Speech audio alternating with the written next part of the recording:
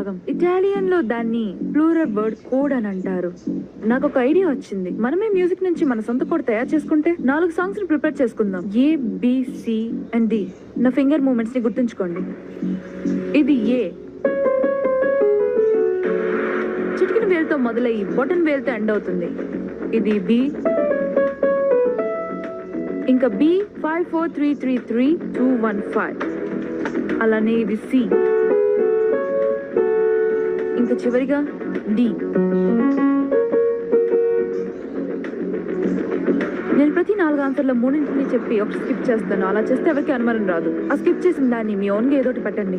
ఇవన్నీ హ్యాండ్ సిగ్నల్సే కదా, మరి సాంగ్స్ తో ఏం ప్రయోజనం ఉంది? సాంగ్ ని మీరు ఈజీగా గుర్తుంచుకోవచ్చు. ఒకవేళ మీరు దొరికినా కూడా మీరు నేర్చుకున్న సాంగ్ ని ప్రాక్టీస్ చేస్తున్నా అని చెప్పి తప్పించుకోవచ్చు. మిమ్మల్ని నమ్మని వారి కోసం మీరు ప్లే చేయగలిగే ఒక పాట.